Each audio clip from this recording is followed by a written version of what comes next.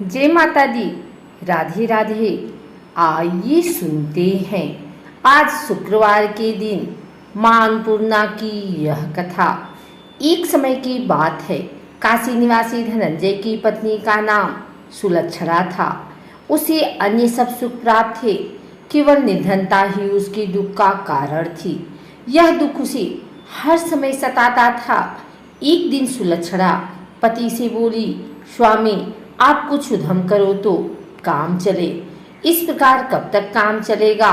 सुलक्षणा की बात धनंजय के मन में बैठ गई और वह उसी दिन विश्वनाथ शंकर जी को प्रसन्न करने के लिए बैठ गया और कहने लगा, हे देवाधिदेव विश्वेश्वर, मुझे पूजा पाठ कुछ आता नहीं है, केवल तुम्हारे भरोसे बैठा हूँ। इतनी विनती करके वह 2-3 दिन भूखा प्यासा बैठा रहा। यह देखकर भगवान शंकर ने उसके कान में अन्नपूर्णा अन्नपूर्णा अन्नपूर्णा इस प्रकार 3 बार कहा। यह कौन क्या कह गया? इसी सोच में धनंजय पड़ गया कि मंदिर से आते ब्राह्मणों को देखकर पूछने लगा, पंडित जी अन्नपूर्णा कौन है? ब्राह्मणों ने कहा, तू अन्न छोड़ बैठा है, सो तुझे अन्न की ही बात सूझती है। जा घर जाकर अन्न ग्रहण कर। धनंजय घर गया, स्त्री से सारी बात कही। वह बोली, नाथ चिंता मत करो, स्वयं शंकर जी ने यह मंत्र दिया है, वे स्वयं ही खुलासा करेंगे। आप फिर जाकर उनकी आराधना करो। धनंजय फिर जैसा का तैसा पूजा में बैठ गया। रात्रि में शंकर जी ने आज्ञा दी, कहा तू पूर्व दिशा में चला जा। वह अन्नपूर्णा का नाम जपता जाता और रास्ते में फल खाते जाता, झरनों का पानी पीते जाता। इस प्रकार कितने ही दिनों तक चलता गया। यहाँ उसे चांदी सी चमकती वन की शोभा देखने में आई, सुंदर सरोवर देखने में, या उसके किनारे कितनी ही अप्सराएं झुंड बनाए बैठी थीं। एक कथा कहती थी और सब मां अन्नपूर्णा इस प्रकार बार बार कहती थी। यह अगहन मास की उजेली रात्रि थी और आज से ही व्रत का आरंभ था। जिस शब्द की खोज करने वह निकला था, वह उसे वहां सुनने को मिला। धनंजय ने उनके पास जाकर पूछा, हे देवियों, आप यह क्या कर रही हो? उन सब ने कहा, हम सब मां अन्नपूर्णा का व्रत कर रहे हैं। व्रत करने से की गई पूजा का क्या होता है? यह किसी ने किया भी है? इसे कब किया जाए? कैसा व्रत है? मैं क्या इस व्रत को कर सकता हूँ? मुझसे भी कहो। वे कहने लगी, इस व्रत को सब कोई कर सकते हैं। 21 दिन तक के लिए 21 गांठ का सूत लेना चाहिए। 21 दिन यदि ना बने तो 1 दिन उपवास करें। यह भी ना बने तो केवल सुनकर प्रसाद लें। निराहार रहकर कथा कहें। कथा सुनने वाला कोई ना मिले तो पीपल के पत्तों पर सुपारी या घृत कुमारी रखकर, वृक्ष को सामने कर, दीपक को साक्षी कर, सूर्य, गाय, तुलसी या महादेव को बिना कथाएं सुनाए मुख में दाना न डालें। यदि भूल से कुछ पड़ जाए तो 1 दिवस फिर उपवास करें। व्रत के दिन क्रोध ना करें और झूठ ना बोलें। धनंजय बोला, इस व्रत के करने से क्या होगा? वे कहने लगी, इसके करने से अंधों को नेत्र मिले, लूलों को हाथ मिले, निर्धन के घर धन आए, बाझिन को संतान मिले, मूर्ख को विद्या आए। जो जिस कामना से व्रत करे, माँ उसकी इच्छा पूरी करती हैं।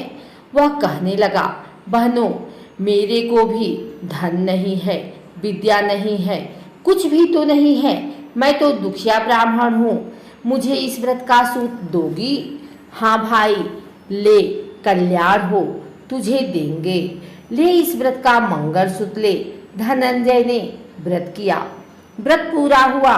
सभी सरोवर में से 21 खंड की स्वर्ण सीढ़ी हीरा मोती जड़ी हुई प्रकट हुई। धनंजय जय अन्नपूर्णा कहता जाता। इस प्रकार कितने ही सीढ़ियों उतर गया तो क्या देखता है कि करोड़ों सूर्य से प्रकाशमान अन्नपूर्णा का मंदिर है। उसके सामने स्वर्ण सिंहासन पर माता अन्नपूर्णा विराजमान है। सामने भिक्षा हेतु शंकर भगवान खड़े हैं। देवंगनाएं चवर डुलाती हैं। कितने ही हथियार बांधे पहरा देती हैं। धनंजय दौड़कर जगदम्बा के चरणों में गिर गया। देवी उसके मन का क्लेश जान गई। धनंजय कहने लगा, माता आप तो अंतर्यामिनी हो, आपको अपनी दशा क्या बताऊं। माता बोली, मेरा व्रत किया है, जा संसार तेरा सत्कार करेगा। माता ने धनंजय की जीवा पर बीज मंत्र लिख दिया। अब तो उसके रोम रोम में विद्या प्रकट हो गई। इतने में क्या दिखता है कि वह काशी विश्वनाथ के मंदिर में खड़ा है। माँ का वरदान ले धनंजय घर आया। सुलक्षणा से सब बात कही। माता जी की कृपा से उसके घर में संपत्ति उमड़ने लगी। छोटा सा घर बहुत बड़ा गिना जाने लगा।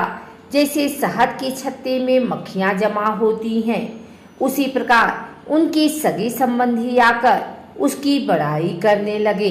कहने लगे, इतना धन और इतना बड़ा घर, सुंदर संतान नहीं तो इस कमाई का कौन भोग करेगा।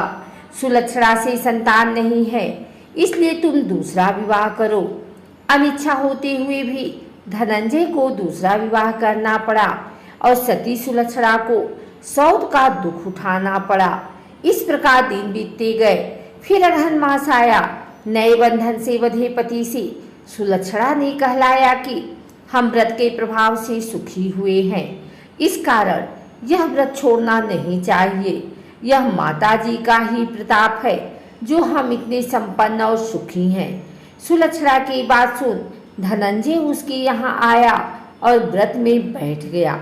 नई बहू को इस व्रत की खबर नहीं थी। वह धनंजय के आने का राह देख रही थी। दिन बीतते गए और व्रत पूर्ण होने में 3 दिन बाकी थे कि नई बहू को खबर पड़ी। उसके मन में ईर्ष्या की ज्वाला दहक रही थी। सुलक्षणा के घर आ पहुंची और उसने वहां भगदड़ मचा दी। वह धनंजय को अपने साथ ले गए। नए घर में धनंजय को थोड़ी देर के लिए निद्रा ने याद आया। इसी समय नई बहू ने उसकी व्रत का सूत तोड़कर आग में फेंक दिया। अब तो माताजी का क्रोध जाग गया। घर में अकस्मात आग लग गई।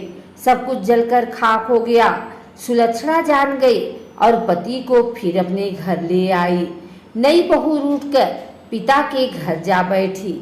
पति को परमेश्वर मानने वाली सुलक्षणा बोली, नाथ घबराना नहीं, माताजी की कृपा अलौकिक है।